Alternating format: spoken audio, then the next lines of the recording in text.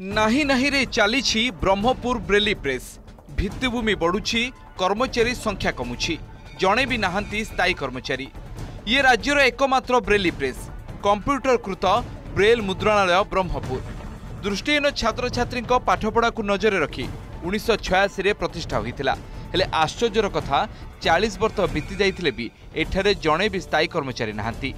से समय 2 कर्मचारी प्रेस चलाउथुवा बेले 16 जनक जगह मात्र 5 जन नियोजित अछंती। वर्तमान काम करुथुबा कर्मचारी भी अवहेलित। मुंबईरू प्रशिक्षण नहीं वर्ष वर्ष काम करिबा परे दरमा सेबे जेतिकी थिला एबे भी सेतिकी। 1986 मसर आज 38 वर्ष हेला बहुत अवहेला हेछि जदियो भित्तिभूमि मेसिनरी उपरे गुरुत्व देइचंदी किंतु कर्मचारी मानकर अभाव असुविधा संपर्क में दृष्टि दि जाए दरमा तो बहुत कम आजिकल जुगर।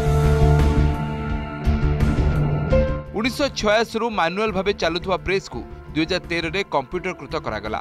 एठरे दृष्टिहीन पाई पाठ्यपुस्तक सह कैलेंडर उपन्यास कविता आदि पुस्तक छपा जाउछि हेले प्रेस रे एबे कर्मचारी मरुड़ी।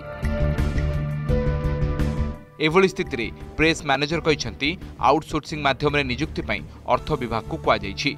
ए दिगरे ध्यान न देले आगो को प्रेस बंद होई जिबा आशंका को एडे हेबनी। इंफ्रास्ट्रक्चर मेसिन सब दृष्टि सरकार सब प्रकार सहायता देले किंतु कर्मचारी अभाव केबे ही दूर हेलानी। जहाँ मेसिन फेसिन गवर्नमेंट देइचंदी से अनुसार 16टा कर्मचारी दरकार किंतु हम वर्तमान 5 ही अछु। अर्थ विभाग जो कहउचंदी आउटसोर्सिंग रे देइ दियो। सेपटे गणशिक्षा मंत्री नित्यानंद गंड कहिसंती तर्जमा करी आगामी पदक्षेप निया जिवो। प्रे आमे टिके तर्जमा करिवो आ आगामी दिन रे ता पई आउ कोन पदक्षेप निया जाई पारे आमे ता पई पदक्षेप न। प्राय 40 वर्ष धरी ब्रह्मपुर एकमात्र ब्रेली प्रेस ओडिशार दृष्टिहीन छात्र छात्री को पाठ्यपुस्तक जोगाइबारे सहायता करछि सत हेले सरकारଙ୍କର ठीक नजर आ उपरे पड़ू नाही।